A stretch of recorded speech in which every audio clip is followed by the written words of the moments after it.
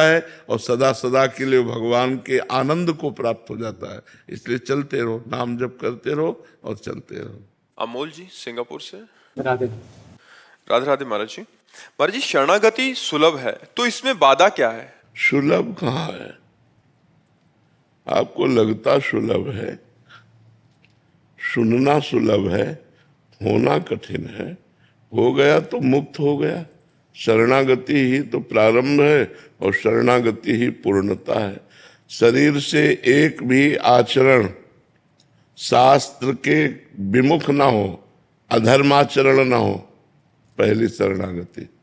श्री कृष्ण अनुकूलेन प्रतिकूलस्य विसर्जनम। किसका प्रश्न है? श्री कृष्ण के अनुकूल आचरण हो और प्रतिकूल धर्म विरुद्ध पापाचरण। प्रतिकूलस्य विसर्जनम, एक भी पापाचरण शरीर से न हो। देखो कितनी कठिन बात है। वाणी से सत्य मृदु, नाम कीर्तन, नाम जप, भगवत चर्चा और सत्य मृदु व्यवहार, बकाया मौन, वाणी समर्पण। मन से भगवान का निरंतर चिंतन, सत्य संकल्प, असत संकल्पों का त्याग, फिर सत संकल्पों का भी भगवान में समर्पण, मन का समर्पण, फिर स्वयं का समर्पण, तब शरणागति पुष्ट होती है। तो है कितना कठिन है। सुनने में तो 2 मिनट में सुन लिया और उतारने में पूरा जीवन लग जाता है, पूरा जीवन लग जाता है। 10 दिन सही चलेगा, 11वें दिन फिर बिगड़ गया, फिर सही करो फिर बिगड़ गया। भगवान की कृपा से जब सर्वतो भावेन, 2 प्रकार में शरणागति होती है। या तो बहुत सत्संग मिला और ज्ञान प्रकट हो गया तो शरणागति हुई, और या भारी विपत्ति हुई, कोई सहयोग नहीं दे रहा, सब तरह से अनाथ हो गए, अनाश्रित हो गए, तब हमारा मन भागता है भगवान की शरण की तरफ। या फिर बहुत सत्संग सुना और हमें ज्ञान हो गया कि संसार सार कुछ नहीं है, इसमें भगवान की शरण होकर भजन करते हुए अच्छे आचरण कर लिया जाए, साधन धाम मोक्ष कर द्वारा, तो हमें इसे साधना के द्वारा भगवान की प्राप्ति करना ही मनुष्य जीवन का परम लक्ष्य है। या तो ऐसे शरणागत हो जाए। शरणागति कोई सरल बात नहीं है। और शरणागत हो गया फिर क्या, फिर तो निर्भय, निश्चिंत, निशोक, विपरीत भावना का त्याग, समस्त संशयों का नाश, एक अद्भुत आनंद बना रहता है। भगवान की शरणागति में बहुत आनंद है, बहुत निर्भयता है, निश्चिंतता है, पर हो तो जाए। सोच पा रहे हैं आप? सौरभ मेहता जी, श्री हरिवंश पाला जी। महाराज श्री परम पूज्य प्रातः स्मरणीय भाई जी श्री हनुमान प्रसाद पोदार जी महाराज जी ने बताया कि सब में भगवान को देखना, भगवत कृपा पर अटूट विश्वास, भगवत नाम का अनन्य आश्रय। महाराज ये उनकी अतुल संपत्ति है। महाराज श्री आप श्री की अतुल संपत्ति क्या है?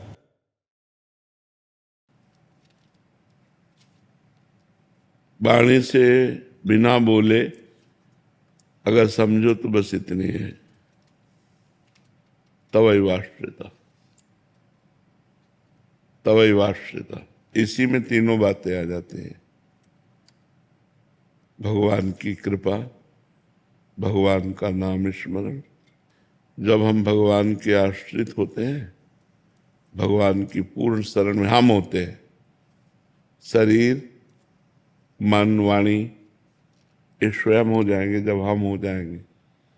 और जिसके हम आश्रित होते हैं उसी का चिंतन होता है, और जो चिंतन होता है वही सामने हमें प्रतीत होता है। यदि हम सदैव भगवान का चिंतन करें तो हमें सब में भगवान नजर आने लगेंगे। जित देखूं तित श्याममयी है।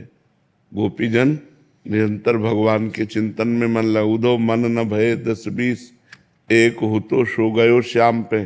तो श्याम में जब मन लग गया, मन कब लगा? जब श्याम को हमने अपना माना, प्रभु को हमने अपना माना, तो अपनेपन में हमारा मन प्रभु में गया। और जब मन प्रभु में गया तो सतत चिंतन प्रभु का होने लगा, चलते फिरते, उठते बैठते, खाते पीते। तो अब जो मिलता है वो प्रभुमय ही दिखाई देता है। जित देखूं तित श्याममय, तो सब में भगवान का दर्शन। और मन जब भगवान में तो चिंतन भगवान का। और ये सब कैसे हुआ? कृपा से।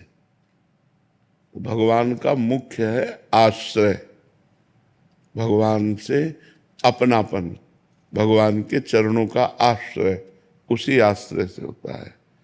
हमारे पास न नाम जप का बल है, ना हमारे पास कि हम भगवत दर्शन सब में कर सकें। हमारे पास उनके चरणों के आश्रय का बल है। अब वो हमें भगवत दर्शन कराता है, वही आश्रय हमें नाम जप कराता है, वही आश्रय हमें कृपा का अनुभव कराता है। उसी आश्रय से तीनों बातें हैं। आश्रय की प्रथम सीढ़ी क्या है महाराज जी? साधक जब प्रथम सीढ़ी पे चलते हैं तो सत्संग है। प्रथम भगत संतन कर संगा। जब हम संतों का संग करते हैं तो भगवान की महिमा सुनने को मिलती है, नाम महिमा सुनने को मिलती है। और ये पता चलता है कि मनुष्य जीवन का लक्ष्य है भगवत प्राप्ति, मनुष्य जीवन की सार्थकता है भगवान की प्राप्ति। तो फिर हम भगवान के आश्रय की तरफ बढ़ते हैं जब हमें पहले संत संग मिलता है। प्रथम भगति संतन कर संगा। और संस्कृत में जो नवधा भक्ति का वर्णन है उसमें प्रथम है श्रवणम। जब हम भगवान की महिमा को श्रवण करते हैं तो हमारे हृदय में भगवान के प्रति अपनापन शुरू होता है, यहीं से जागृति होती है। देखो विभीषण जी भगवान के पास आए तो कह रहे श्रवण सुजस सुनि आयऊं प्रभु भंजन भव भीर त्राहि त्राहि आरति हरन शरण सुखद रघुवीर। श्रवण सुजस सुनि आयऊं, कान से आपकी महिमा सुनी प्रभु। हे भवजाल को नष्ट करने वाले प्रभु, जब मैंने आपकी महिमा सुनी तब मेरे हृदय में आपसे अपनापन हुआ, आश्रय की वृत्ति जागृत हुई। आयो, आपके चरणों तक पहुंचने का जो हमें बल मिला वो आपकी महिमा सुनने से। श्रवण सुजस सुनि आयो प्रभु भंजन भवभीर। इस भव समुद्र से पार करने वाले प्रभु, इस भव रोग का निवारण करने वाले प्रभु, इस भव के भय का नाश करने वाले प्रभु, मैं आपकी शरण में आया हूं आपका श्रवण सुन करके। त्राहि त्राहि आरति हरन शरण सुखद रघुवीर। शरणागत को सुख प्रदान करने वाले त्राहि माम, मैं आपकी शरण में हूं। तो ये जब प्रथम सोपान श्रवण है, और श्रवण ये मिलता है सत्संग से, संतों के संग से, तो यहीं से हमारी भक्ति का प्रादुर्भाव होता है। फिर कीर्तनम स्मरणम पाद सेवनम अर्चनम बंदनम दास्यम सख्य और फिर आत्मनिवेदनम। तो जब हम सत्संग सुनते हैं तहाँ से, सत्संग से ही हमारे अंदर विवेक का जागरण होता है कि मनुष्य जीवन का परम लक्ष्य भगवत प्राप्ति है। तो हमारा इस समय आश्रय है, वर्तमान में केवल आश्रय है। और आश्रय के बल से ही नाम जप हो रहा है, आश्रय के बल से ही सब में भगवत भाव की भावना का जो जितना दर्शन करा रहे हैं उतना दर्शन हो रहा है। और यही कैसे हो रहा है? ये सब कृपा से हो रहा है। ये तीनों बातें, कृपा, नाम जप और भगवत दर्शन, ये भगवत आश्रय से प्राप्त होती है। महाराज जी पूर्ण शरणागति और पूर्ण आश्रय एक ही बात है ना? हाँ, पूर्ण आत्मसमर्पण, पूर्णता, अंतिम पूर्णता यह है कि जब ये भी विस्मरण हो जाए कि मैं शरणागत हूँ, केवल प्रभु रह गए, मैं प्रभु की शरण में हूँ, जब तक ये है तब तक पूर्णता नहीं है। और जब ये भी विस्मरण हो गया कि मैं प्रभु की शरण में हूँ, केवल प्रभु रह गए, प्रभु ही प्रभु, तब ब्रह्म नहीं, माया नहीं, नहीं जीव नहीं काल, अपनी ही सुदिना रही, एक रहे नंदलाल।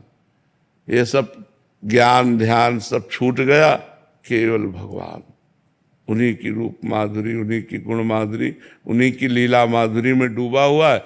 और ऐसा डूब गया कि अपना पता नहीं है।